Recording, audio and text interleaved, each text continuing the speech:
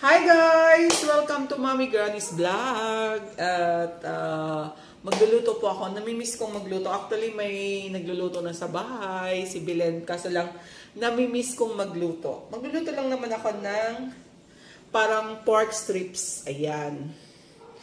So, sabayan niyo ako sa aking trip na magluto. Ayan. Nandito yung kawali natin. Pakulo na tayo ng... Painit pala tayo ng kawali. Anong pakulo? Tapos, where is our oil? Ayan.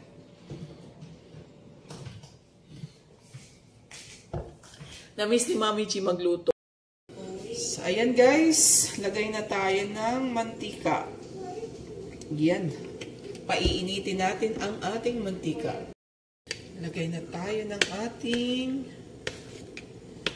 garlic. Kasi mainit-init na yung ating kawali.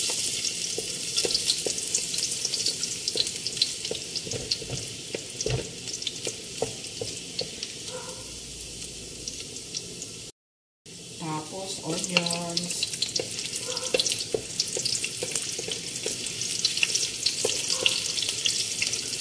Ang bilis lang siya kasi mainit na yung kawali natin. Then, adding our pork strips.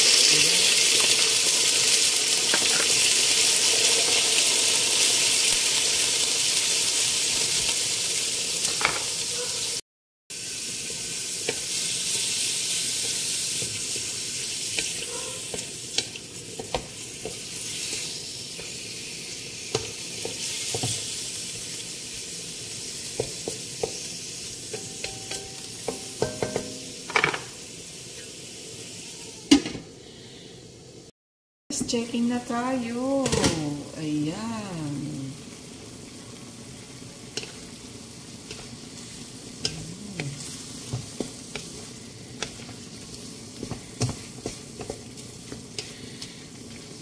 Yan, well, nagpapalambot tayo at lumabas na yung konti niyang mantika. We're adding our salt. Siyempre, paminta. Mas marami, mas masarap. Mag-a-add din tayo ng chili flakes para pang spicy at pang dagdag ng lasa.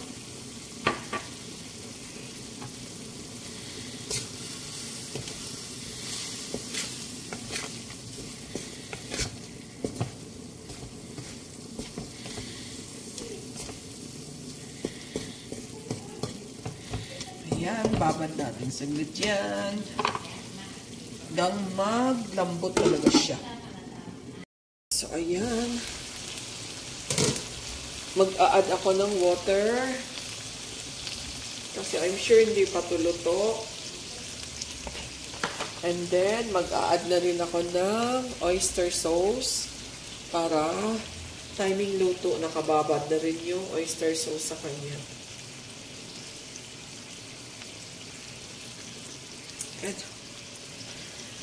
Can you blow my mind? Yan. Tapos, konting saute. Ito na to guys, templado na to. Papatuyuin na lang natin hanggang lumambot rin ang ating karne. Then, ready to dinner na. Ayan guys. Leave for some times. So, ayan guys. This is the finished product. Ganito lang kasimple yung luto ni Mami G. Pork strips na nilagyan ko lang ng oyster sauce and chili flakes. Ayan guys. Yummy, yummy na yan guys. Okay. And this is done. Okay. It's ready for dinner na. This is how I cook. Namiss magluto ni Mami G. Kaya nasa kusina.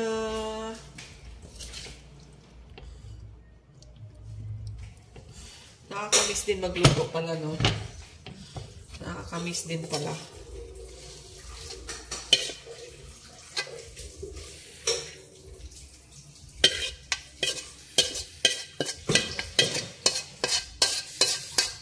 Ayun, oh. Kainan na.